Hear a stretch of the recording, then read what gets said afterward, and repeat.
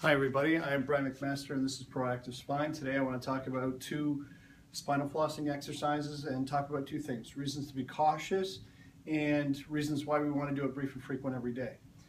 First, cautious. This exercise gets to pretty much the whole body, and we want to make sure that we're not waking up areas too much too quick.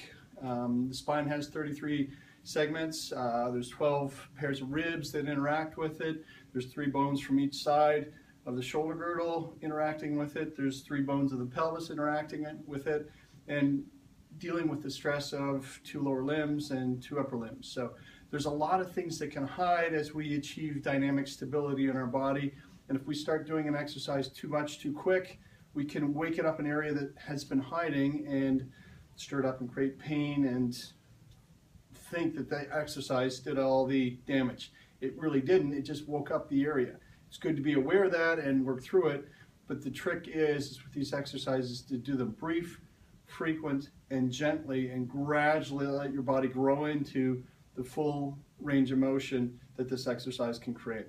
So the exercise is why we're doing them. We're trying to get to the spine and move it through 3 dimensions of motion, and we're trying to get the lower limb, pelvis, shoulder girdle, upper limb working in 3 dimensions and interacting smoothly with the spine. So the reason why we want to do them brief and frequent also is to make this more automatic in our nervous system. If we give our nervous system lots of repetitions, we're more apt to assume these positions and use these joints in a low stress 3-dimensional fashion. So this can be our new norm basically. So the 2 exercises are simply feet straight ahead, curl your toes up, shift back, relax your back, have your stomach turn on reflexively to stop you from falling backwards. Tuck your chin back, think of a string on top of your head pulling you lengthwise upwards, and then reach up as high as you can. And that is the most important part of this first exercise, is reaching up as high as you can.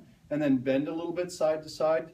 By all means, you can bend further, but again, we talked about being cautious and slowly letting the body warm up and grow to this exercise. So maybe in a couple weeks you can go a little bit further, but it's meant to be pain-free and isolate the spine by reaching up and then a little bit of side bending and then come back to the center, a little bit of rotation, and really 1 repetition is all you need because we want to come back to this brief and frequent. If it takes too long, we're not likely to come back to it. So a side bend once either way, a rotation 1 time either way, and then a reach up and lean back. Reach up and squat. Hips come back, knees stay behind the toes. Nice, easy, pain-free range of motion. So when we're reaching up and leaning back, if our arms are down here, when we lean back, it's all going to be lower back. But if we reach up really high, we can get some of that upper back involved. And that's an area we typically hang on and don't get moving enough. Okay, so again, as we do this brief and frequent, this area is going to start to free up, take demand off that lower back. The reach up also gets the shoulder girdle and the hip girdle stretched out and interacting. Okay, so that's the first spinal flossing exercise. The second is step to the side. I'm going to show you this 2 ways so it's easier to follow. Step and turn your foot in, rotate your body in the opposite direction, step back, step and turn your foot out, rotate your body in the opposite direction.